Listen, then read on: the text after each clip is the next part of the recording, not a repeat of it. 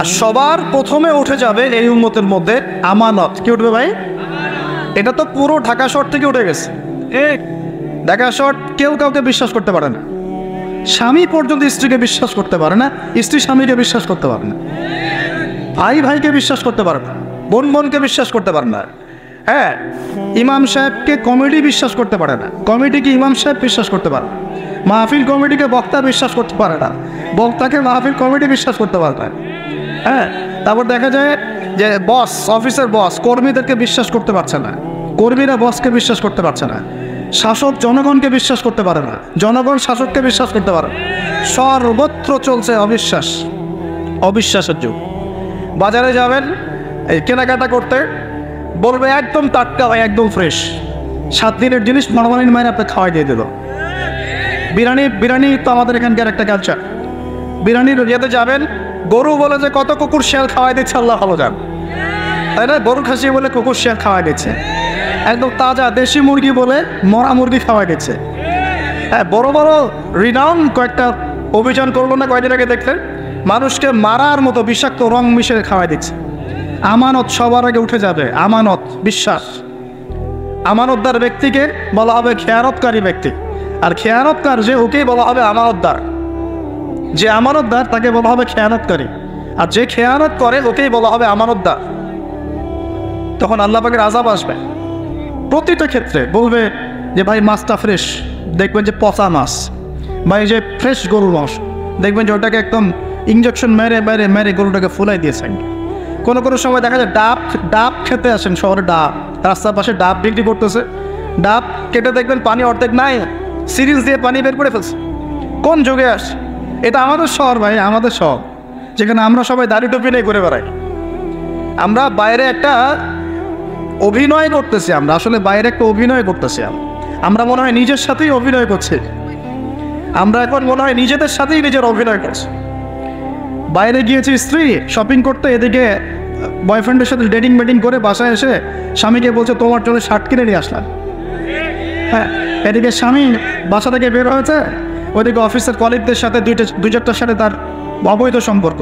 ঠিক আছে, money bag search করলে কন্ডম পাওয়া যায়, মানি ব্যাগ সার্চ করলে কি পাওয়া যায়? কন্ডম পাওয়া যায়। এবার প্রোটেকশন, এগুলো না করলে এইডসের রোগ হবে। শিখিয়েছে যে যৌন সম্পর্ক করেন, অবৈধ যৌন সম্পর্ক করেন, কিন্তু প্রোটেকশন নিয়ে করেন, এগুলো শেখাচ্ছে মানুষ। তো এই জেনাকারী সমাজের উপর আল্লাহর গজব আসবে না তো কি আসবে বলেন? কি আসবে? ও বাইরে গিয়ে আরো 2-3টা মেয়ের সাথে সম্পর্ক করে বাসায় আসে, স্ত্রীকে বলছে আমি তোমাকেই সবচেয়ে বেশি ভালোবাসি। মানে এখানে জেনাকে উস্কে দেওয়া হচ্ছে, আর হালাল সম্পর্ক, হালাল বিবাহ, এটাকে প্রতিবন্ধকতা সৃষ্টি করা হচ্ছে। আপনি হালাল বিয়ে করতে চান, পারবেন না, কঠিন। যৌতুক, এখানে আবার যৌতুকের ব্যাপার আছে। ভাবখানা এমন যে বিয়ে মানে একটা বাণিজ্য, মানে যখন মেয়ের বাবা বিয়ে দিবে, মেয়েটাকে পার করছে বড় অঙ্কের একটা টাকা দরকার এখানে। হ্যাঁ, আর ছেলের বাবা যখন মেয়ে নিয়ে আসছে, সেখানে আবার বড় অঙ্কের যৌতুক ইম্পোজ করছে। মেয়ের বাবা দিচ্ছে বড় অঙ্কের মোহর, আমার মেয়েকে বিয়ে করতে চাও, 20 লাখ টাকা মোহর লাগবে। ও ছেলের সামর্থ্য নাই, ও বলছে ঠিক আছে, আচ্ছা লিখুক, পরে বাসর রাত্রে মাফ করাই নিব। তো বাসর রাত্রে মাফ করাই নিচ্ছে, তারপরে সারা বছর এটা সারা জীবন দেওয়ার কোনো নাম নাই, মেয়ের হক আছে পেল। এদিকে মেয়ের বাপও কম চালাক না, হ্যাঁ, সে আবার মোহর যেমন বাড়িয়েছে, ছেলের বাপও কম চালাক না, সে আবার এদিকে যৌতুক ইম্পোজ করেছে। ওই যৌতুকের টাকাটা নিয়ে মোহরটা দিব। সবাই চালাক, সবাই স্মার্ট। মানে প্রতারণা, অবিশ্বাসের যুগ চলছে, এটা প্রতারণা, অবিশ্বাসের যুগ। একটা মেয়েকে বাইরে পাঠিয়েছেন বাবা, সেই মেয়ে বাবার কাছে খুব ভালো, দুধ খেতে মানে নাক চিপটে দুধ বেড়ায়, এমন একটা অবস্থা মেয়ের। বাইরে দেখবেন প্রাইভেটে গিয়ে, কোচিংয়ে গিয়ে 8-10টা প্রেম করা শেষ। হ্যাঁ, ছেলেকে পাঠিয়েছেন ইউনিভার্সিটি, বিশ্ববিদ্যালয়, আমাদের শহরে ছেলে খুব ভালো বাবার কাছে, একদম নাক চিপলে দুধ বেড়ায়। বাইরে গিয়ে দেখবেন এদিকে 8-10টা মেয়ের সাথে সম্পর্ক করা শেষ। এই যে পিচ্ছি ছেলেকে আমরা রাস্তাঘাটে দেখি, ঢাকা শহরের কিশোর গ্যাং তৈরি করেছে, কিশোর গ্যাং।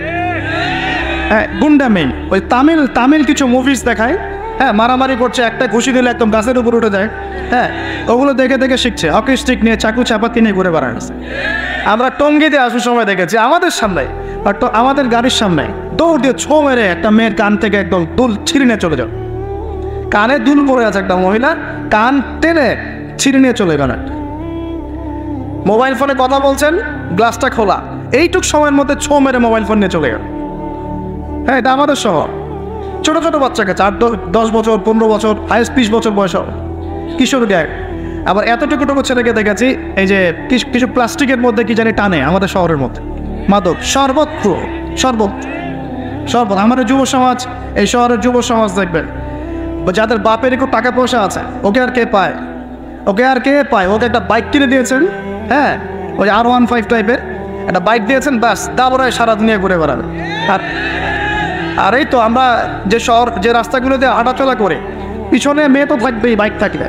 আর মেয়ের অবস্থাটা এমন যে পোশাক তো নাই মনে করেন ছেলের পোশাক এখন মেয়ে পড়ছে, মেয়ের পোশাক ছেলে পড়ছে না, এখন তো ওই যুগ চলছে।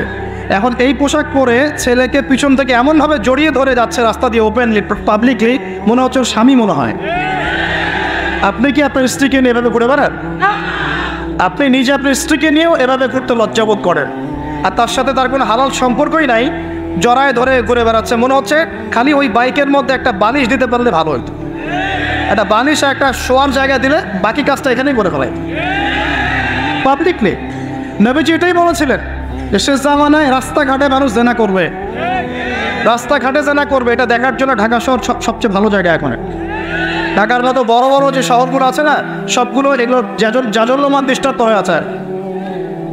রাস্তাঘাটে মানুষ জেনা করবে। মেয়েকে পড়তে পাঠিয়েছেন, টিউশন দিয়েছেন, টিচারের সাথে অবৈধ সম্পর্ক করা শেষ। কোনো জায়গায় টিচারকে বাসায় নিয়ে আসছেন, বাসায় এসে আমার মেয়েকে পড়ায় যান, কত বড় বুদ্ধিমান পিতা আপনি। হ্যাঁ, অলরেডি দেখবেন তার সাথে তার ঘটনা ঘটা শেষ হয়ে গেছে। আর মেয়েরা আপনাকে বলবে না, কারণ কেউ মানে বাধ্য হয়ে এসব জায়গায় ভিকটিম হয়ে যায়, আবার কেউ নিজের ইচ্ছাতেই কাজগুলো করে। এমন নয় যে সব মেয়ে ধর্ষিত হচ্ছে ছেলেদের আগ্রাসনের কারণে, ব্যাপারটা এমন নয়। বহু মেয়ে নিজের ভুলের কারণে ধর্ষিত হয়, বহু মেয়ে নিজের খারাপ স্বভাবের কারণেও তার ইজ্জত হারিয়ে ফেলছে। একটা মেয়ে যে রাত্রে যে 12টা 1টা 2টা বাজে বাইক নিয়ে ঘুরছে, ওকে কি রাস্তাঘাটে ঘুরতে বান্ধবের সময় কেউ বলেছিল? এখন যদি এই 2টা 3টা ছেলে মিলে ওকে ধর্ষণ করে, দোষটা কি ছেলেটার হবে না মেয়েটার দোষটা? এখানে মেয়ের বাবার দোষ নাই, মেয়ের ফ্যামিলির দোষ নাই। তাহলে আমরা শুধু কেন ছেলেদের দিকে ফোকাস করি কেন? ছেলে তো অপরাধী, ছেলে তো অপরাধ করেছে, ছেলের তো বাপ আগেই মরে গেছে। ছেলের বাপ যদি বেঁচে থাকতো তাহলে ছেলেকে তো আদব কায়দা শেখাতো, ছেলেকে শেখাতো যে দেখো বাবা, আমরা আমাদের সন্তানদেরকে শেখাই বাবা, সেটা হলো ইঁদুরের মতো বড় হয়েও না, সিংহের মতো বড় হয়েও। ইঁদুর কি করে? ইঁদুর রাতের অন্ধকারে মানুষের বাসায় বাসায় চুপচুপ করে খেয়ে বেড়ায়, দেখবেন তাই না? যারা রাতের অন্ধকারে জেনা করে বেড়ায় এরা ইঁদুরের মতো, রাতের অন্ধকারে খালি এই হোটেল ওই হোটেল, এই ঘর এই ঘরে ঘুরে বেড়ায়, এই প্রেমিকের ঘর এই প্রেমিকের ঘর, এই ফ্ল্যাটে ওই ফ্ল্যাটে ঘুরে বেড়ায়। আর যারা সিংহ পুরুষ তারা বিয়ে করে প্রকাশ্যে স্ত্রীকে নিয়ে ঘুরে বেড়ায়। তো আমরা আমাদের ছেলেদেরকে এটা শিখাই না, তো বরং আমরা শিখাচ্ছি তোমাকে নিজের পায়ে দাঁড়াতে হবে, বড় হবা, 30-35 বছর হোক তারপর বিয়ে করে। আর এই 18 বছর হয়ে গেছে, 18 থেকে এই যে 30, এই 12 বছরে তার তো যৌবনের তাড়না ছিল। এই তাড়না মেটাতে না পেরে সে পতিতালয়ে গিয়েছে, ওই যে কার ফ্ল্যাটে গিয়েছে, কোথায় মাদকের আসরে বসেছে, মেয়েদেরকে নিয়ে এইখানে ওইখানে ঘুরে বেরিয়েছে। আমরা তো এমনও দেখেছি যে গাড়ির মধ্যে ছেলের কোলে মেয়ে ঘুরে ঘুরে বেড়াচ্ছে এখানে। এই শহরগুলোর মধ্যে আল্লাহ পাকের আযাব আসবে না তো কি আসবে আমাকে বলেন? সে জামানায় যে কয়েকটা পাপের কারণে আযাব আসে তার মধ্যে অন্যতম সেরা পাপটা হচ্ছে জেনা।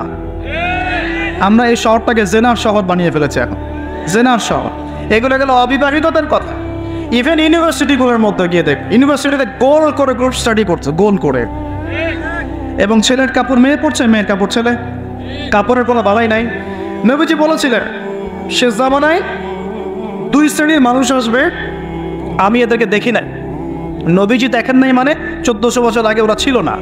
এক শ্রেণী হচ্ছে হাতের মধ্যে মানুষকে মারার কিছু অস্ত্র নিয়ে ঘুরে বেড়াবে, এরা মানুষকে নির্মমভাবে মানুষকে পিটাবে। এই শ্রেণীকে আমি দেখিনি, এরা আসবে পরে। আরেক শ্রেণী হচ্ছে এমন এক শ্রেণীর মহিলা বের হবে যারা কাপড় পরেও নগ্ন থাকবে, নিজেরাও আকৃষ্ট হবে, অন্যকে আকৃষ্ট করবে। তো এই মেয়েদেরকে তো দেখতে পাচ্ছেন, এখন পাচ্ছেন না? তার মানে কিয়ামত কাছে না দূরে। আর আমি এখন ওই হাতে লাঠিওয়ালা ওই গ্রুপকেও খুঁজে পেয়েছি। হাতে লাঠিওয়ালা সেই গ্রুপ কোনটা জানে? ওই যে ঘরের মধ্যে ঢুকায় যে ছেলেগুলোকে মেরে রাত্রেবেলা মেরে ফেলায়, সেটা গ্রুপের। বিভিন্ন হলে হলে দেখেন না, হকি স্টিক নিয়ে 8-10 জন মিলে এক একটা করে ছেলেকে ডেকে নিয়ে পিটায় পিটায় মেরে ফেলায়, এগুলো সেই ছেলে। এদেরকে যারা জন্ম দিয়েছে ওই বাপের জন্য ধিক্কার। এদেরকে যারা জন্ম দিয়েছে এই বাপের জন্য ধিক্কার। আর এখন এরকম লেডিস গ্রুপও বের হয়েছে, আর মেয়েদেরকেও হলে ডেকে ডেকে পিটানো শুরু করেছে। তোমরা কি মনে করো যে 5 জন 6 জন 10 জন মিলে একজনকে সারা রাত টর্চার করে মেরে ফেলানোর মধ্যে সুপুরুষ? তুমি সুপুরুষ, তুমি অনেক বড় বীর। সাহসটা তুমি একজন মারামারি করে দেখাও না, দেখে ওর এত বড় সাহস, তাহলে একজন মারামারি করে দেখাও না। আসো রিংয়ের মধ্যে আসো, রিংয়ের মধ্যে আসো, তারপর দেখি তোমার কত শক্তি, আমাদের কত শক্তি।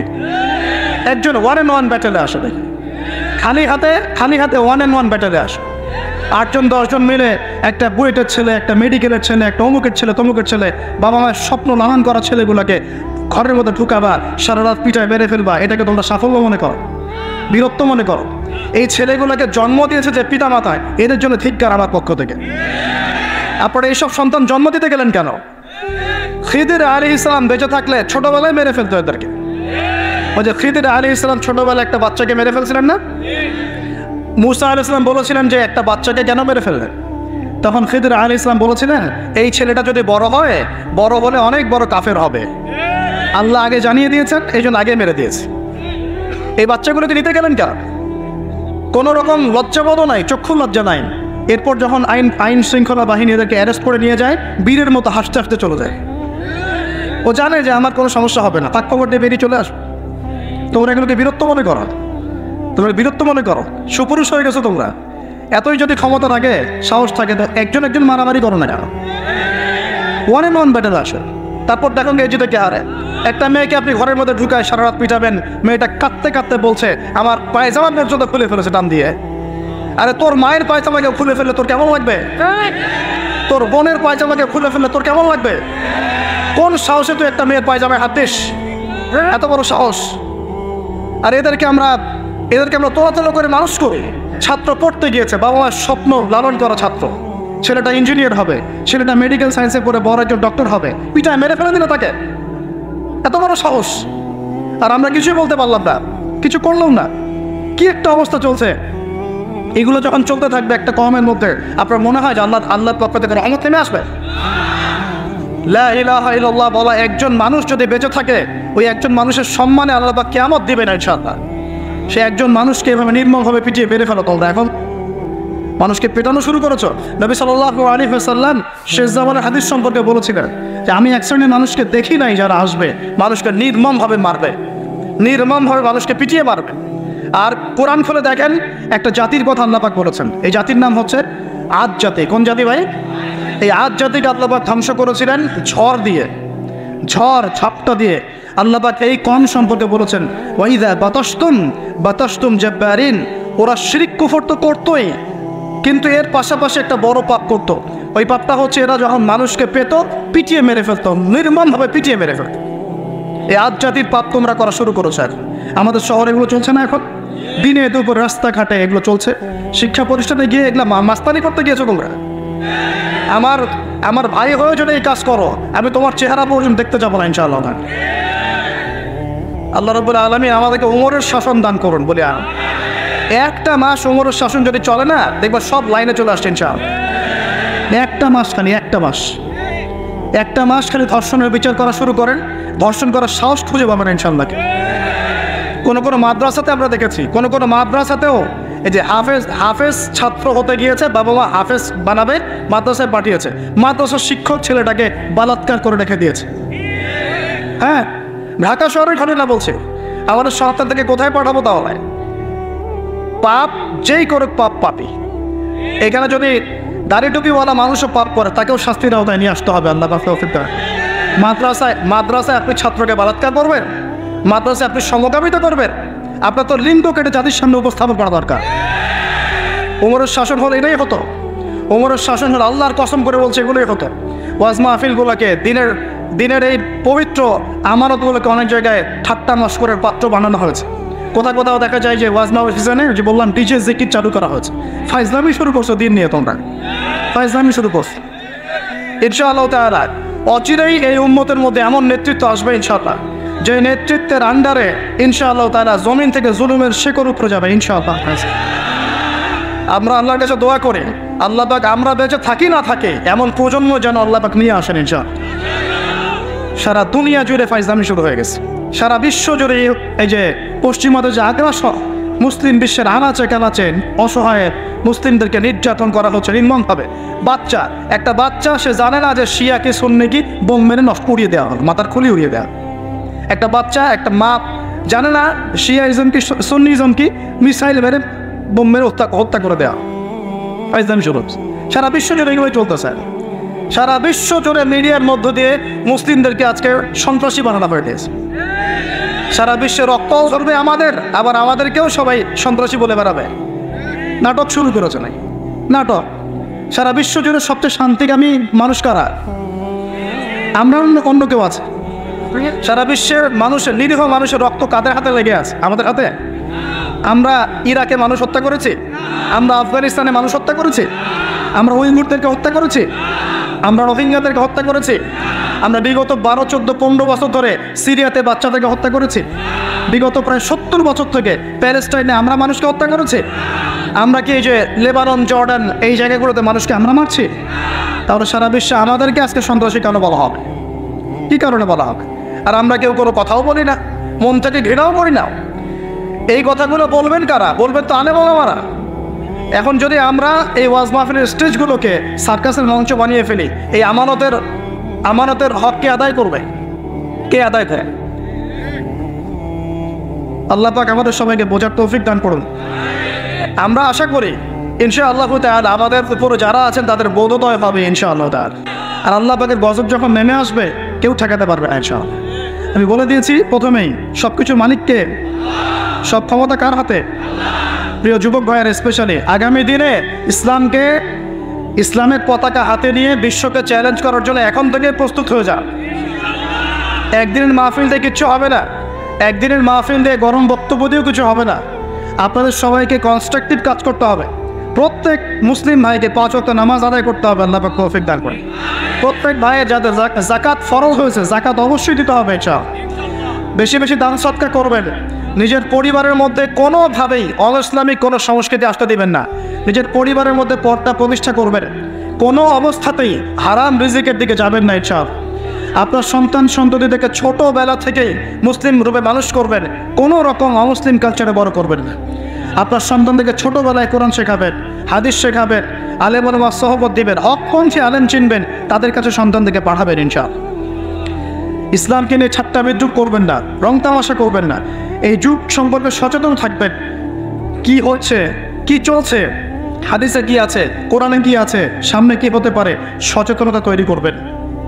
এই চলমান ফিতনাময় পরিবেশে নিজের ঈমান আমলকে এমনভাবে ধরে রাখবেন যেমন করে হাতের মধ্যে মানুষ আগুন ধরে রাখে, ঈমান ধরে রাখে।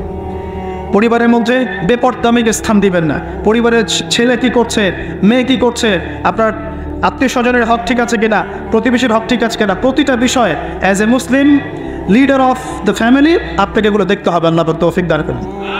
এবং বেশি বেশি সামাজিক কিছু অ্যাসোসিয়েশন গড়ে তুলবেন যেগুলো সামাজিক অন্যায়গুলোকে প্রতিরোধ করবে ইনশাআল্লাহ।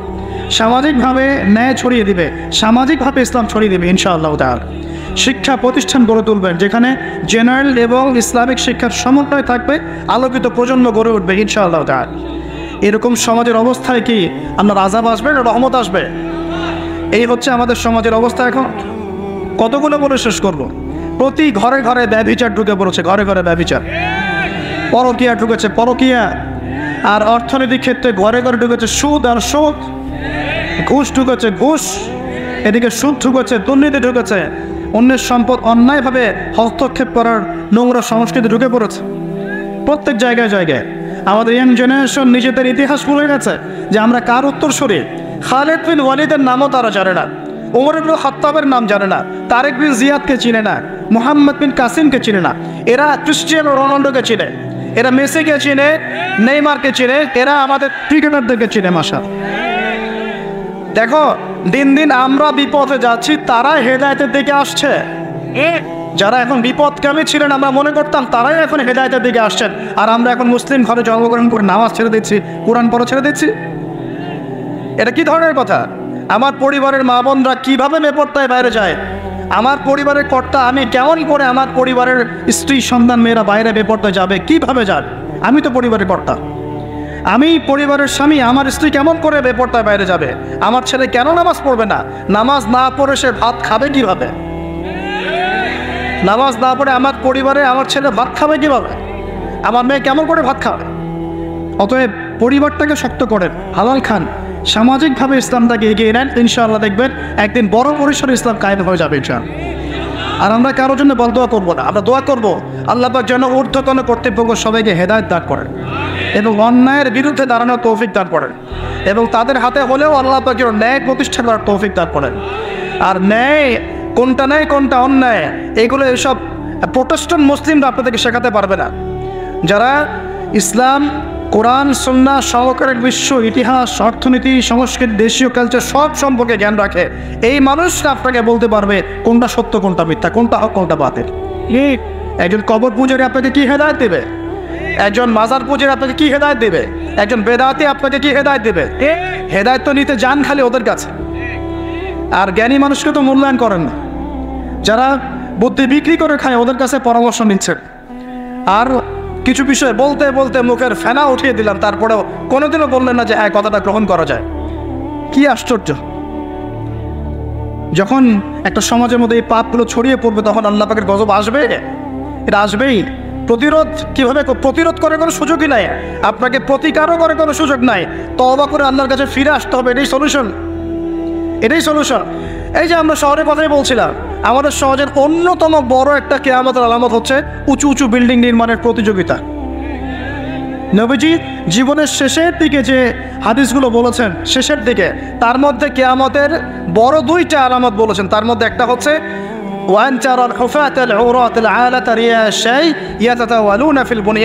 যখন দেখবে সমাজের সবচেয়ে নিম্ন শ্রেণীর মানুষেরা, রাখাল টাইপের মানুষ, গায়ে জামা নাই, পায়ে স্যান্ডেল নাই, উঁচু উঁচু বিল্ডিং নির্মাণের প্রতিযোগিতা করছে। ধনীরা বিল্ডিং নির্মাণ করবে এমনটা নবীজি বলেন নাই। নবীজি বলছেন গরিব, ফকির, মিসকিন, গায়ে কাপড় নাই, স্যান্ডেল নাই, এরা বিল্ডিং নির্মাণ করবে না, প্রতিযোগিতা করবে একে অপরের সাথে। এখনকার আরব বিশ্বটা এর জাজলমান দৃষ্টান্ত, অনেক সালফে সালিন বলেছেন যে এই হাদিস থেকে আরবদেরকে ইশারা করা হয়েছে। এটা আমাদের ঢাকার মতো চলে আসছে। আজকালকে যার এক জানা টাকা পয়সা ছিল না, আজকে 10তলা 20তলা ফ্ল্যাটের মালিক। কীভাবে সম্ভব? সুদের মধ্য দিয়ে সম্ভব, দুর্নীতির মধ্য দিয়ে সম্ভব, কালো টাকার মধ্য দিয়ে সম্ভব, অন্যের সম্পদ অন্যায়ভাবে হস্তক্ষেপ করার মধ্য দিয়ে সম্ভব। আর মাশাআল্লাহ, যার একটা 5-10তলা বাড়ি আছে আমাদের শহরে, অন্য মানুষকে মানুষই মনে করে না, ভাড়াটিয়াকে মনে করে যে তেলাপোকা, ককরোচ, ছিছি করে তার আছে। মানে কত যে শর্ত! কোনো কোনো সময় এমনও হয়েছে মানে বাড়ি ভাড়া চাইতে গিয়ে যে বেইজ্জত হতে হয়েছে, মনে হলো যে বাড়ি ভাড়া চাইতে গিয়ে মানে নিজের সম্মান নিজে নষ্ট করে ফেললাম আর কি। সুবহানাল্লাহ। কারণ যখন নিম্ন শ্রেণীর মানুষের কাছে অর্থ আসে তখন কিন্তু এদের মধ্যে কালচার আসে না, সম্পদ আসে ঠিকই, কিন্তু কালচার, সভ্যতা আসে না। তারা অসভ্যই থেকে যায়। কাকে সম্মান দিতে হবে কাকে দিতে হবে না সেটাও জানে না। কথা বুঝতে পারছেন? এটা আমাদের সমাজ এখন চলছে, হাইলি কনস্ট্রাক্টেড বিল্ডিংসের প্রতিযোগিতা। আর আমরা বলবো কেন, এই যে এখনকার সিকিউরিটি রিপোর্টগুলোই বলছে বেশিরভাগ বিল্ডিংয়েরই দেখা যায় যে কোনো রকমের ভিত্তি নাই। এই 5-6 মাত্রার ভূমিকম্প হয়নি, সব তত্তর করে পুরো যাবে। আরও এই যে অহংকার, আমি একটা ফ্ল্যাটের মালিক, ঢাকা শহরে মনে হচ্ছে যেন পরিচয়ের মানদণ্ড হচ্ছে এটাই। জিজ্ঞেস যদি করেন যে ভাই আপনার নাম কি করেন, বলবে ওই যে ফ্ল্যাটটা দেখছেন 10তলা, ওইটা আমার। বাপখানে এমন হচ্ছে এটাই তার পরিচয়ের মানদণ্ড। সে কি করে, সে তার শিক্ষাগত যোগ্যতা কি, কোন প্রফেশন, এগুলো বড় কথা নয়। ওই যে ফ্ল্যাটটা দেখছেন 6তলা, ওইটা আমার। অনেকে এসে পরিচয় দেয়, আমি অমুক পার্টির অমুক, আমি অমুক পার্টির তমুক, আমি অমুকের সাধারণ সম্পাদক, আমি অমুকের সভাপতি। এগুলো পরিচয়, এগুলোই মানুষের পরিচয়। আমি অমুক দল করি, তমুক দল করি। পরিচয় কি তোমার?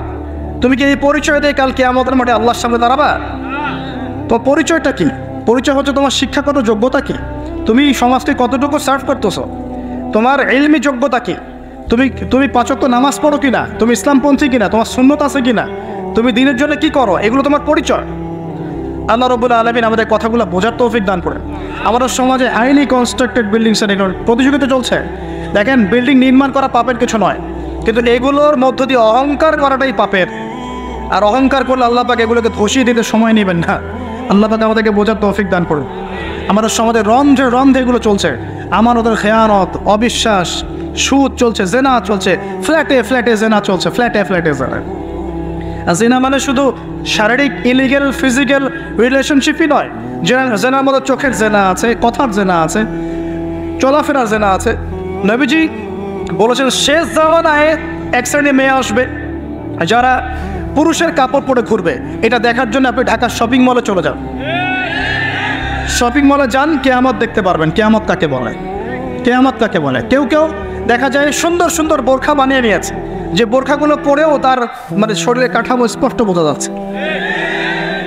এখানে আপনি কাকে দায়ী করবেন, কাকে দোষ দিবেন?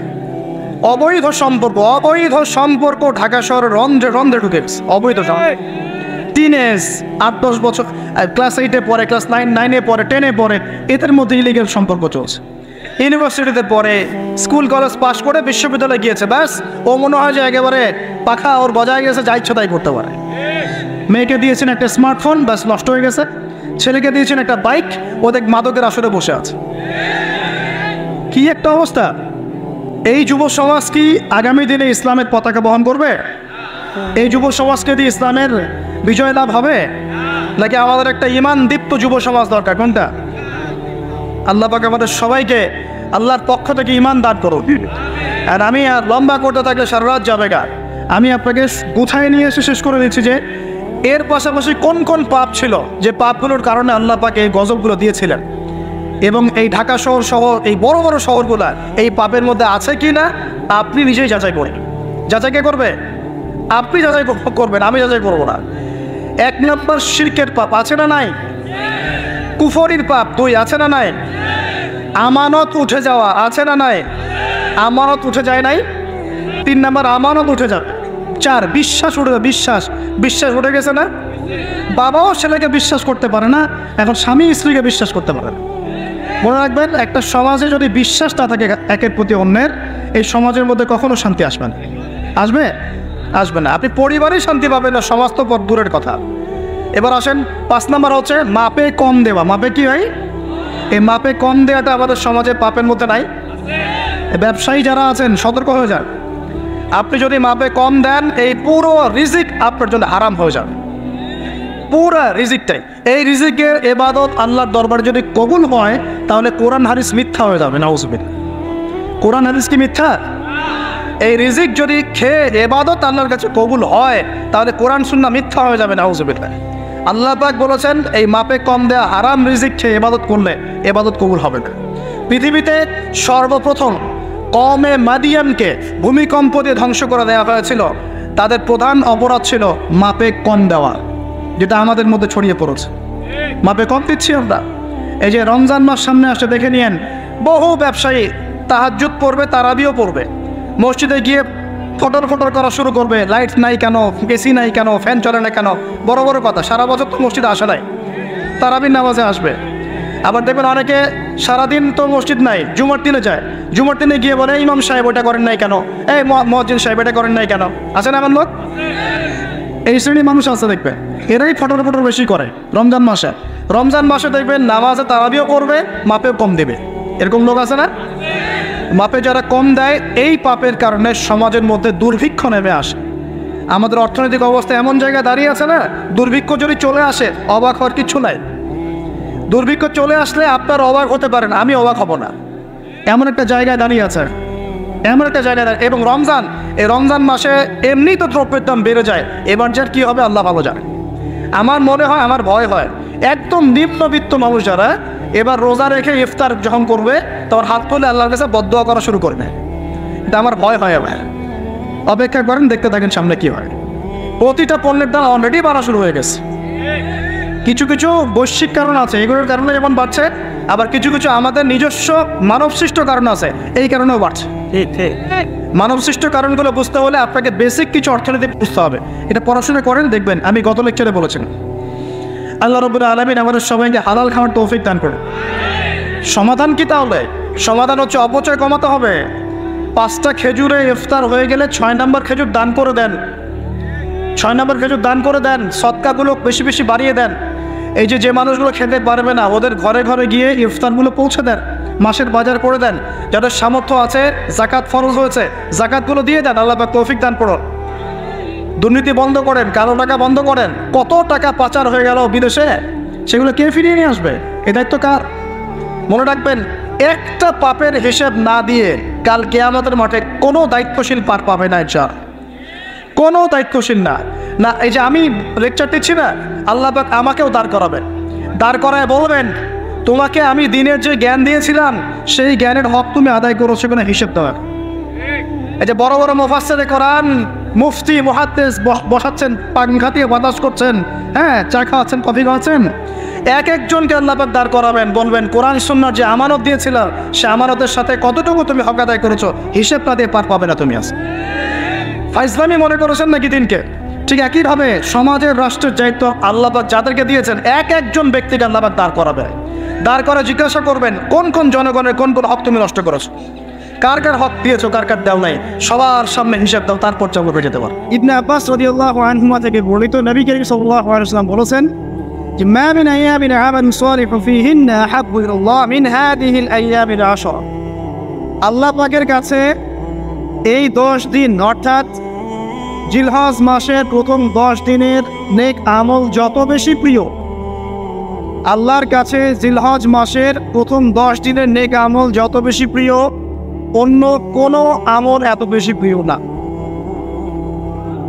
অন্য কোনো আমল, এটা বুঝতে গিয়ে সাহাবায়ে কেরাম প্রশ্ন করছেন, ক্বালু, তারা বলছেন, ইয়া রাসূলুল্লাহ, হে আল্লাহর রাসূল, বলুন সাল্লাল্লাহু আলাইহি ওয়াসাল্লাম, ওয়ালাল জিহাদু ফি সাবিলিল্লাহ, আল্লাহর পথের জিহাদও কি নয়?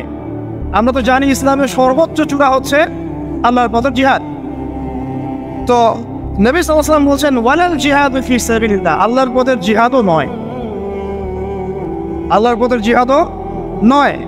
ইল্লা, তবে ওই ব্যক্তির কথা ভিন্ন, রাজুলুন খরাজা বিনাফসিহি ওয়া মালিহি ফালাম ইয়ারজি' মিন যালিকা বিশাই, কোন একজন ব্যক্তি যে তার জান এবং তার মাল নিয়ে আল্লাহর পথে বেরিয়ে গেছে, তারপরে কোনো কিছু নিয়ে সে ফিরে আসতে পারেনি, মানে সে শহীদ হয়ে গেছে, এই ব্যক্তির কথা ভিন্ন। কিন্তু অন্য যে কোনো দিনের আমলের চাইতে এই 10 দিনের নেক আমল আল্লাহর কাছে সবচেয়ে বেশি প্রিয়। তাহলে আমরা বুঝতে পারলাম, আমরা যে 10 দিনে এখন বসবাস করছি, জিলহজ মাসের আজকে কয় তারিখ? 1 তারিখ। এই যে আল্লাহ পাক নিয়ামতের সাথে আমাদেরকে বাঁচিয়ে রেখেছেন, এই 10 দিন আমল করার সুযোগ দিয়েছেন, এই কৃতজ্ঞতা স্বীকার করে আমরা কিন্তু শেষ করতে পারবো না। পারবো না। প্রশ্ন হচ্ছে যে এই 10টা দিন আমরা কিভাবে কাজে লাগাতে পারি। আমি সেদিকেই যাবো ইনশাল্লাহ। তার আগে এই দিনগুলো সম্পর্কে আর কয়েকটা ফজিলতের হাদিস শুনিয়ে দিচ্ছি। তিরমিজি, ইবনে মাজাহ, মিশকাতের 128 পৃষ্ঠা একটা হাদিস এসেছে।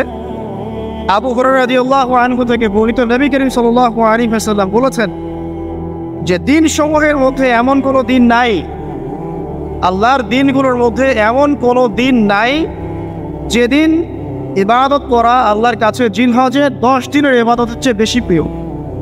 কথা বুঝতে পারছেন?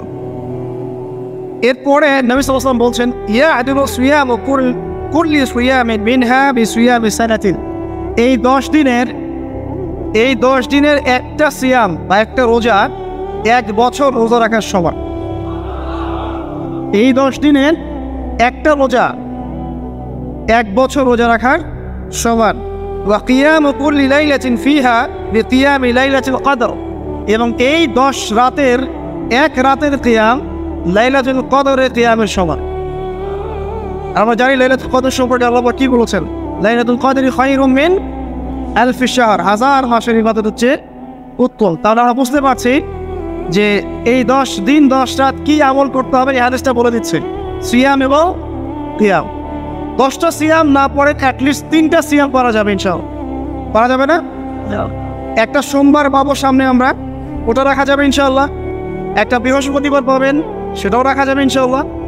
আর আরাফার সিয়াম পাবেন ইনশাআল্লাহ। আরাফার সিয়াম রাখলে আগের 1 বছর, পরের 1 বছর, 2 বছরের গুনাহ মাফ হয়ে যাবে ইনশাআল্লাহ আযজা ওয়া জাল।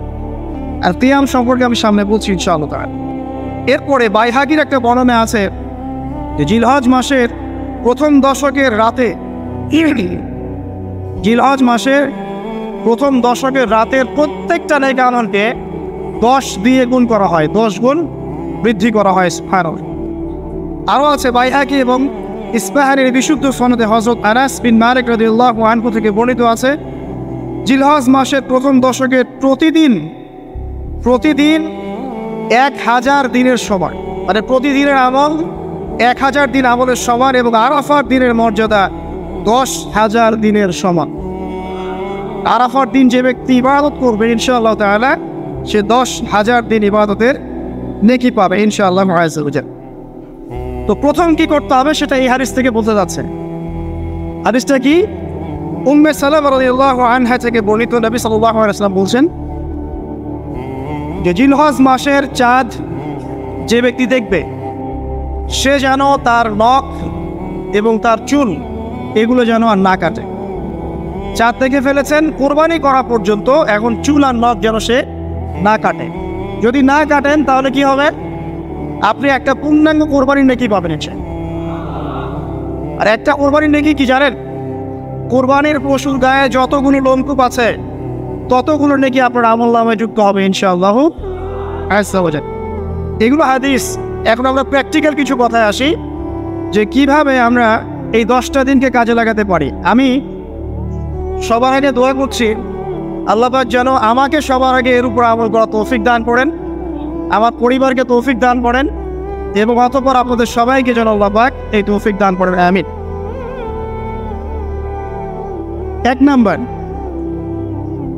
যদিও কাজটা খুব ডিফিকাল্ট এবং এই যুগে এই জেনারেশনের জন্য কাজটা অনেক বেশি ডিফিকাল্ট, অলমোস্ট ইম্পসিবলের মতো, সেটা হচ্ছে এশার নামাজের পরপর ঘুমিয়ে যাও। তাই না ভাই? এই কাজটা এখন কোয়াইট ইম্পসিবল, এশার নামাজের পরপর ঘুমিয়ে যাওয়া। কিন্তু চেষ্টা করতে হবে, আল্লাহ তৌফিক দান করুক, 10টা-11টার মধ্যেই যেন আমরা ঘুমিয়ে পড়তে পারি। আল্লাহ তৌফিক দান, সবার আগে যেন আমাকে তৌফিক দান। কোনো কোনো রাত এমনও কেটে যায় ফজরের নামাজ পড়তে হবে জন্য সারা রাত জেগে থাকতে হচ্ছে। আর আমাদের সময়ে বারাকা কমে গেছে, জানেন? আমাদের সময়ের মধ্যে বারাকা কমে গেছে, এটা ওকে আমাদের সাইন। নবী সাল্লাল্লাহু আলাইহি ওয়াসাল্লাম বলেছিলেন কি আমাদের আগে আগে একটা বছর একটা মাসের মতো চলে যাবে, একটা মাস একটা সপ্তাহের মতো যাবে, একটা সপ্তাহ একটা দিনের মতো চলবে, একটা দিন একটা ঘন্টার মতো চলে যাবে। তাই হচ্ছে না এখন? এই 7 দিন আগে আমরা জমা পড়লাম, দেখেন 7 দিন, এই যে গত কয়েকদিন আগেই আপনি কুরবানির পশু জবাই করলেন, আবার কুরবানির ঈদ আপনার সামনে, সময় খুব দ্রুত চলে যাচ্ছে, আমরা বুঝতে পারছি। এর কারণ হচ্ছে, একটা কারণ আমি ফাইন্ড আউট করছি, সেটা হচ্ছে আমরা এখন ফজরের সালাতটাকে জামায়াতে গুরুত্ব দিচ্ছি না, এবং ফজরের নামাজের পর থেকে আমরা জেগে থাকছি না। অনেকেই, বেশিরভাগই যারা থাকছে আলহামদুলিল্লাহ, এই কারণে ওই যে বরকতময় সময়টা সকালে এটা আমরা পাচ্ছি না। এই কারণে দিনটা আমাদের ছোট হয়ে আসছে, দিনে কাজগুলো আমরা শেষ করতে পারছি না, রাত জাগতে হচ্ছে, আর রাত জাগলে তো ফজরে ওঠা সম্ভব হচ্ছে না। সো এই সমস্যাটা হচ্ছে ফজর কেন্দ্রিক, ফজরটাকে গুরুত্ব দিতে হবে সবচেয়ে বেশি। আল্লাহ পাক আমাকে তৌফিক দেখ, আপনাদের সবাইকে তৌফিক দান। এই 10টা দিন আমরা প্র্যাকটিস করবো ইনশাআল্লাহ। রমাদান মাসে আমরা যেমন প্র্যাকটিস করেছিলাম 1 মাস আল্লাহর আনুগত্যের, এই 10টা দিন উৎসবের উৎসাহ নিয়ে আমরা আবার প্র্যাকটিস করবো ইনশাআল্লাহ আযজা ওয়া জাল্লা। আর এই বিষয়গুলো বেশি বেশি প্রচার করবেন অনলাইনে, কারণ আমাদের জাতিটা, আমি জানি না সৌভাগ্য না দুর্ভাগ্য, আমরা খুব ইস্যু পাগল জাতি। ইস্যু একটা ধরিয়ে দিবেন, এটা নিয়ে আসতে থাকবে, যে কোনো ইস্যু। নবী সাল্লাল্লাহু আলাইহি ওয়াসাল্লামকে অবমাননা করা হয়েছিল, এখন কয়জনের মনে আছে? মনে আছে কয়জনের? তারপরে ইস্যু চলে আসলো বন্যা, এখন কয়জনের মনে আছে যে বন্যা হয়েছিল? এখন আছে সেতু, এটা নিয়ে সবাই কথাবার্তা বলছে। এরপরে দেখবেন আরেকটা নতুন ইস্যু, সেতুর কথা মানুষ ভুলে যাবে। আমরা কেন জানি সাইকোলজিক্যালি এমন হয়ে গেছে যে ইস্যু একটা ধরিয়ে দিলেই 5 দিন 7 দিন 10 দিন কথা বলতে থাকি, আবার ইস্যুও শেষ, কথা শেষ, মানুষ ভুলে যায়। তো এই কারণে মনে করিয়ে দেওয়ার স্বার্থে জিলহজের 10 দিনের ফজিলত আমাদের সবাইকে মনে করিয়ে দেওয়া লাগে, ঠিক আছে? অনলাইন অফলাইনে সবাই প্রচার করবেন। এই 10 দিন নেক আমলের জন্য একটা উৎসবের উপহার আল্লাহর পক্ষ থেকে, এই 10টা দিন যেন আমরা আল্লাহর পক্ষ থেকে এই উপহারকে কাজে লাগাই, বেশি বেশি নেক আমল করি, পরকালকে গুছিয়ে নেন। পারবেন ইনশাআল্লাহ? ইনশাআল্লাহ। প্রথম কাজ, আর্লি ঘুমিয়ে যাওয়ার চেষ্টা করা। 2 নাম্বার, ফজরের নামাজের মিনিমাম আধা ঘন্টা আগে ঘুম থেকে ওঠার চেষ্টা। ফজর নামাজ কয়টা আপনাদের এখানে? 4:30টায়। 4টা বা 4:45 ওঠার চেষ্টা করতে হবে। আল্লাহ পাক তৌফিক দান করুন। ওযু ইস্তেঞ্জা করার পরে মিনিমাম 2 থেকে 4 রাকাত নফল নামাজ পড়ব। মিনিমাম 2 থেকে 4 রাকাত নফল নামাজ পড়ব। আমরা জানি যে আমরা নবী সাল্লাল্লাহু আলাইহি ওয়াসাল্লামের মতো তাহাজ্জুদ করতে পারবেন। তার 2 রাকাত নামাজে তিনি প্রায় 4 পারা কোরআন তেলাওয়াত করেছেন। 2 রাকাত নামাজে 4 থেকে 4.5 পারা কোরআন তেলাওয়াত করেছেন। আমরা কি পারবো? আমরা পারবো না। মিনিমাম 2 রাকাত নামাজ বা 4 রাকাত নামাজ তো পড়তে পারি। এবং ওই সময়টা হচ্ছে দোয়া কবুলের সময়। আল্লাহ পাক প্রথম আসমানে নেমে আসা। আল্লাহ পাক কীভাবে নেমে আসেন এটা আল্লাহ পাকের ব্যাপার, এটা নিয়ে আমাদের মাথা ব্যথা ঘামানোর দরকার নাই। আল্লাহ নেমে এসে আহ্বান করতে থাকেন, কারো কি কোনো চাওয়া আছে আমার কাছে, আমি সেই চাওয়া পূরণ করে দেব। কেউ কি অসুস্থ আছো, আমাকে ডাকলে আমি শেফা দিয়ে দেব। কেউ কি আমার কাছে ক্ষমা চাইবে, আমি ক্ষমা করে দেব। কেউ কি আমাকে ডাকবে, আমি তার ডাকে সাড়া দেবো। এভাবে ফজর পর্যন্ত আল্লাহ পাক আহ্বান করতে থাকেন, কিন্তু আমরা আসলে ঘুমিয়ে থাকি। আল্লাহ পাক আমাদেরকে মাফ করে দিন এবং এই নেক সময়গুলোকে কাজে লাগানো তৌফিক আল্লাহ পাক দান করুন, আমিন। এরপর আমরা চলে আসবো ইনশাআল্লাহ ফজর জামাতে। এবং নামাজের বাহ্যিক মাসআলাগুলোকে নিয়ে বেশি বাড়াবাড়ি করবেন না, অভ্যন্তরীণ বিষয় নিয়ে ফোকাস। বাহ্যিক মাসআলা নিয়ে আমরা যথেষ্ট বাড়াবাড়ি করেছি। অভ্যন্তরীণ যে বিষয়টা আছে, নামাজের আধ্যাত্মিকত্ব, নামাজের রুহানিয়াত, নামাজের মারেফত, আল্লাহকে পাওয়া, নামাজের আত্মশুদ্ধি, ইহসান, এটা নিয়ে বেশি ফোকাস করে। আমরা তর্ক করি হাত বাঁধা নিয়ে, তাই না? হাত বাঁধা নিয়ে, রফুল ইয়াদায় নিয়ে, আমিন নিয়ে, এখানে আমরা তর্ক করি। কয়জন তর্ক করেছি যে নামাজে কতটুকু মনোযোগ থাকলো তাই নিয়ে? কোনটা বেশি ইম্পর্টেন্ট? নামাজ যদি মনোযোগই না থাকে, আমার হাত বাঁধা দিয়ে আল্লাহ পাক যা আসে না। একটা বাহ্যিক আমল করেছে, আল্লাহ পাক দেখিয়ে দিবেন, ঠিক আছে ইনশাআল্লাহ। নামাজের ইহসানটা সবচেয়ে বেশি গুরুত্বপূর্ণ নয় কি? ফাওয়াইলুল লিল মুসাল্লিন আল্লাযীনা হুম আন সালাতিহিম সাহুন, যারা নামাজ সম্পর্কে উদাসীন। তো নামাজে দাঁড়িয়ে যদি আমি সারা দুনিয়ার বিষয় চিন্তা করতে শুরু করি, তাহলে আমার হাত কোথায় বাঁধলাম এটা কি আল্লাহ পাক দেখবেন? আল্লাহ পাক আমাদেরকে বোঝার তৌফিক দান করুন যে মূল বিষয় কোনটা সেটা নিয়ে ফোকাস। আমরা মুসলিমরা জাতি হিসাবে এখন মূল বিষয়গুলোকে বাদ দিয়ে গৌণ বিষয় নিয়ে বেশি ফোকাস করি। এটা আমাদের অধঃপতনের অন্যতম একটা কারণ। আল্লাহ পাক আমাদেরকে বোঝার তৌফিক দান করুন, আমিন। জামাতে নামাজ পড়ার পরে আপনারা চলে যাবেন না, হুট করে এখানে বসে থাকবেন। বসে বসে তাসবিহ তাহলিল করবেন, জিকির আজকার করবেন। খুব কমন তাসবিহ আছে কিছু। আয়াতুল কুরসি পড়বেন একবার, সূরা ফালাক, ইখলাস, নাস 3 বার করে পড়বেন।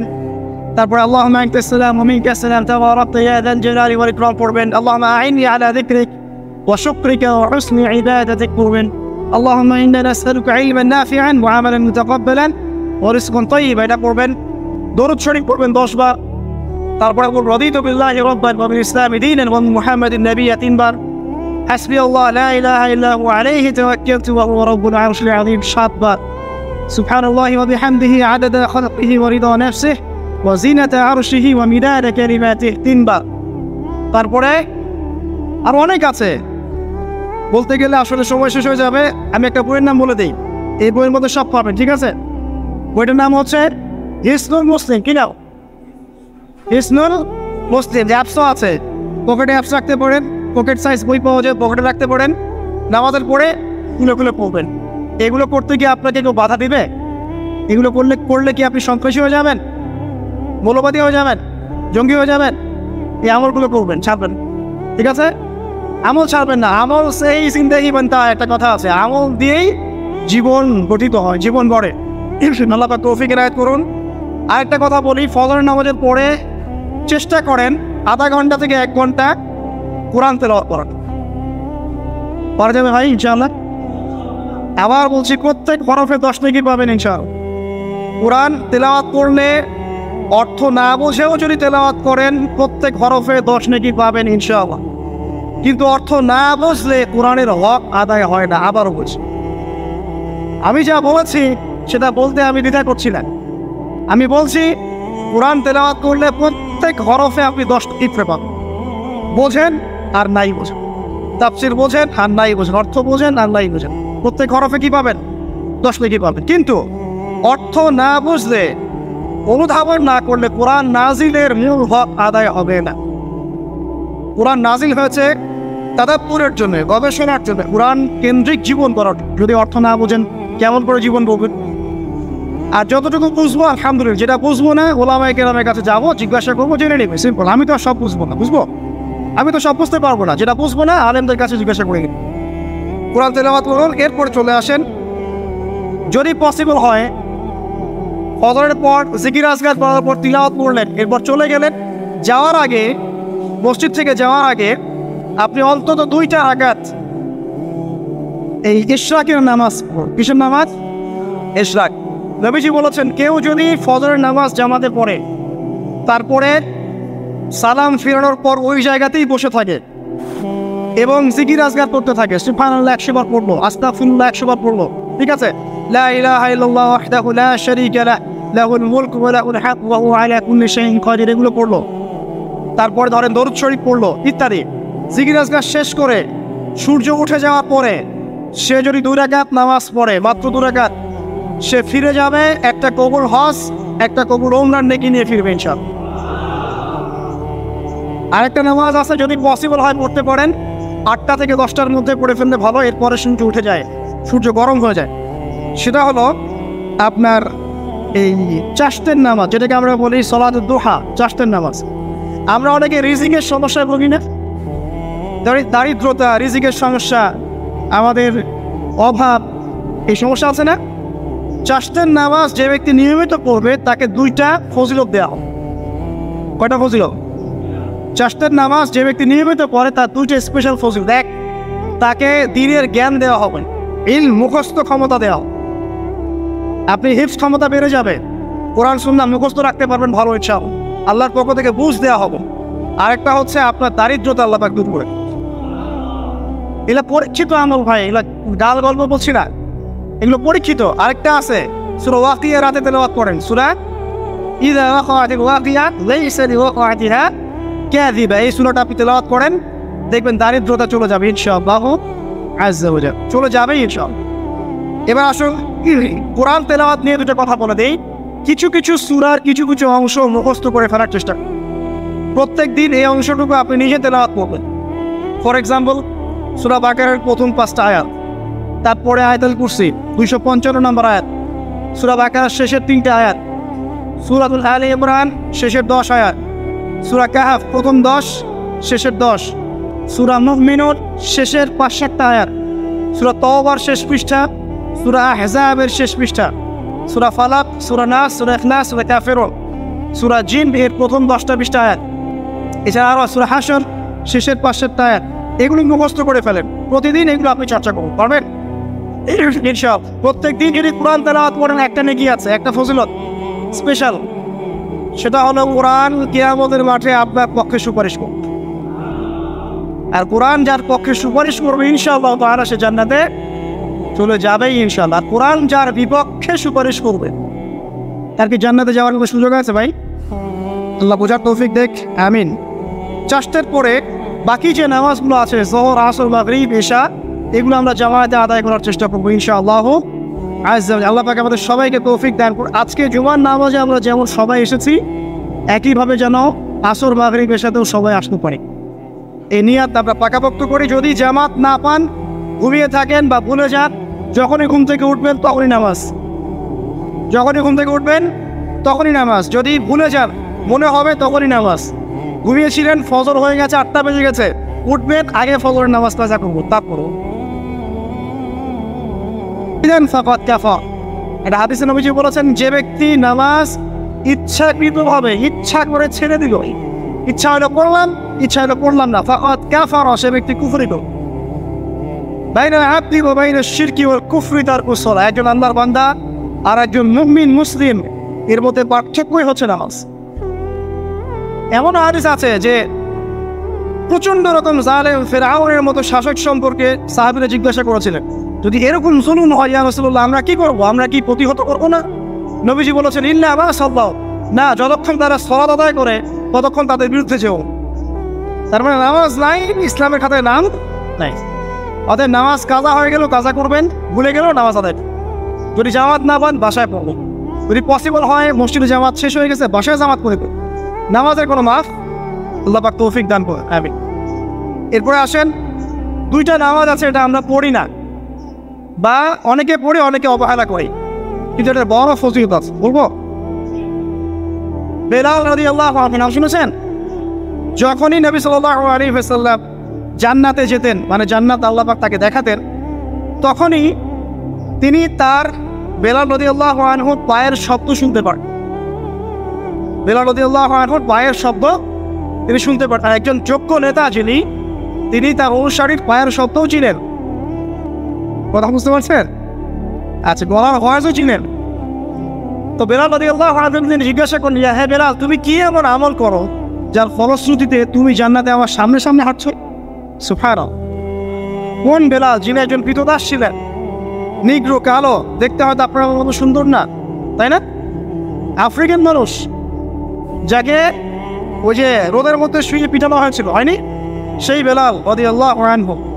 সুবহানাল্লাহ। তখন তিনি বলছেন, ইয়া রাসূলুল্লাহ, আমি তো এমন কোনো আমল করি না, আপনারা যা করেন তাই করি। তবে যখনই আমার ওযু ছুটে যায়, ওযু ভেঙে যায়, আমি তখনই ওযু করি, আর সেই ওযু দিয়ে আমি 2 রাকাত নামাজ পড়ি। এই নামাজটাকে কি বলে? তাহিয়াতুল ওযু। এই তাহিয়াতুল ওযুটা আমরা আদায় করার চেষ্টা করবো, আল্লাহ পাক তৌফিক দান। আরেকটা আছে তাহিয়াতুল মসজিদ। দেখবেন অনেকেই মসজিদে আসি আমরা ধাপ করে বসে পড়ি, তাই না? আসলে কিন্তু মসজিদে এসে 2 রাকাত নামাজ পড়ে বসা সুন্নাত। মসজিদে একটা হক আছে, মসজিদে আসলেন, 2 রাকাত নামাজ পড়লেন, সংক্ষিপ্ত আকারে পড়লেন, পড়ে বসবেন। এটা করা উচিত। আল্লাহ পাক তৌফিক ইনায়াত করুন, আমিন। এরপরে আসেন, এই 10 দিন কি করবো আমরা? এগুলোর পাশাপাশি বেশি বেশি তাকবীর দিবেন। তাকবীর মানে আল্লাহু আকবার, আল্লাহু আকবার, লা ইলাহা ইল্লাল্লাহ, আল্লাহু আকবার, আল্লাহু আকবার, ওয়ালিল্লাহিল হামদ। সাহাবীদের মধ্যে আবু হুরায়রা রাদিয়াল্লাহু আনহু, আব্দুল্লাহ ইবনে আব্বাস, আব্দুল্লাহ বিন ওমর, এই বিখ্যাত সাহাবীরা যখন এই 10 দিনে উপস্থিত হতেন, তারা বাজারে গেলেও তারা বাজারে গিয়ে তাকবীর দিতেন জোরে জোরে। অন্য সবাই শুনে সবাই তাকবীর দিত, তাহলে সমস্যায় তাকবীর হতো। এই সুন্নাহটা চালু করা যেতে পারে। আল্লাহ পাক আমাদের সবাইকে তাকবীর দেওয়ার তৌফিক দান করুন, আমিন। এরপর এই 10 দিন আমরা বেশি বেশি যে কাজটা করার চেষ্টা করবো সেটা হলো তওবা। বেশি থেকে বেশি তওবা করার চেষ্টা করা উচিত। আর তওবা মানে শুধু আস্তাগফিরুল্লাহ ওয়া আতুবু ইলাইহি পড়া নয়। তওবার 2টো ভাগ আছে। কবিরা গুনার জন্য একরকম তওবা, আর সগীরা গুনাহ এমনি এমনি মাফ হয়ে যায়। সগীরা গুনার জন্য একটা সগীরা গুনাহ হয়েছে, আপনি একটা ভালো কাজ করলেন, আগের গুনাহ মাফ।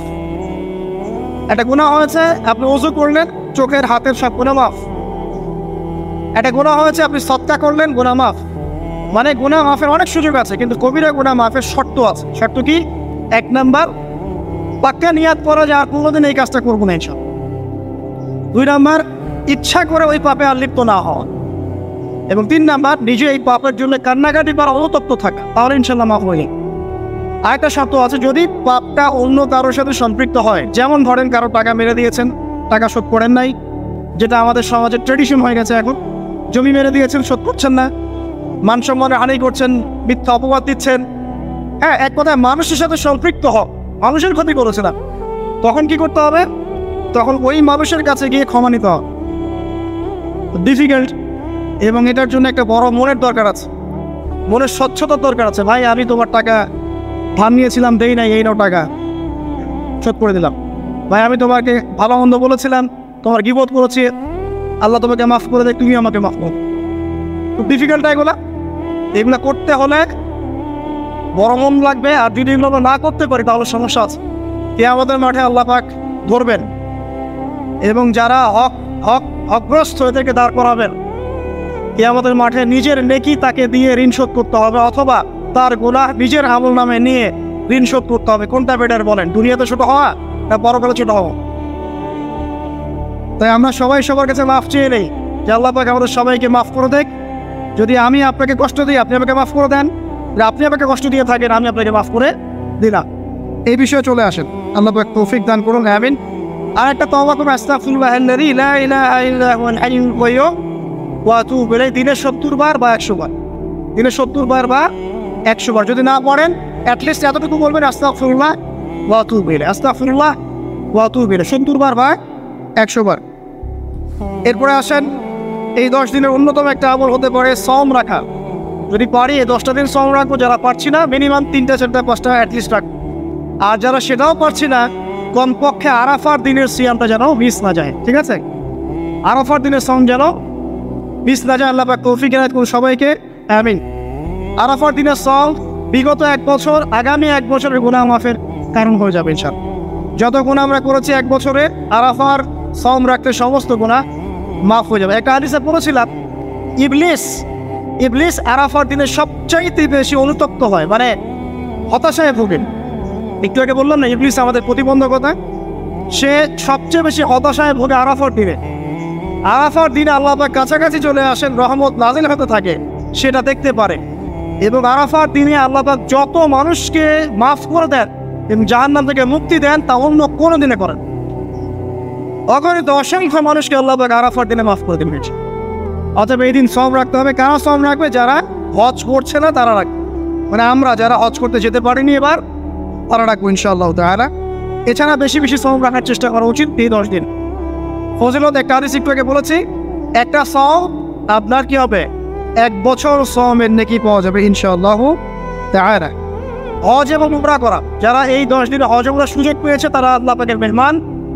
আমরা দোয়া করবো আল্লাহ পাক তাদের সবাইকে সুস্থতার সাথে হজ করার তৌফিক দান করুন, এবং আমাদেরকেও জীবনে অন্তত একটাবার হলেও মাকবুল হজ করা তৌফিক আল্লাহ পাক দান করুন। এবং একটা হাদিস এসেছে, যে ব্যক্তি বিশুদ্ধভাবে হজ করতে পারে, মাকবুল হজ, মাবরুর হজ, সেই ব্যক্তি ওই দিনের মতো নিষ্পাপ হয়ে যাবে যেদিন তার মা তাকে প্রসব করেছে। আরও একটা কাজ আছে এই 10 দিনে, সেটা হলো ঈদ উল আজহা এবং কুরবানি। ইনশাআল্লাহ তারা নেক্সট যে খুতবা আসবে সেই খুতবায় আমরা কুরবানি, এর মর্ম, এর গভীরতা, এর শিক্ষা নিয়ে আলোচনা করবো ইনশাআল্লাহ। তবে কুরবানির সামনে আছে, এই 10 দিনের মধ্যে আমরা পশু কিনবো। পশু কেনার সময় আপনি আপনার সামর্থ্যের সেরাটা কিনবেন, এবং পশুকে কেন্দ্র করে কোনো রকম শো অফ করবেন না। আমারটা 1,60,000, আমারটা 1,80,000, কত ভাই এত গলায় লটকিয়ে দেওয়া, এইসব কাজ করতে পারবেন, ঠিক আছে? কিন্তু পশুকে আপনি মহব্বত করবেন, পশুকে নিজ হাতে খাওয়াবেন, পানি পান করাবেন, যাতে তার প্রতি আপনার মহব্বত সৃষ্টি হয়। এবং এই মহব্বতের প্রাণীটাকে আপনাকে কোরবানি দিতে হবে। মনে রাখবেন, যিনি কোরবানি দিচ্ছেন তিনি যেন একজন ইসমাইল আলাইহিস সালাম, যাকে কোরবানি দেওয়া হচ্ছে সে যেন যিনি কোরবানি দিচ্ছেন তিনি যেন একজন ইব্রাহিম আলাইহিস সালাম, আর যাকে কোরবানি দেওয়া হচ্ছে সে যেন একটা ইসমাইল আলাইহিস সালাম।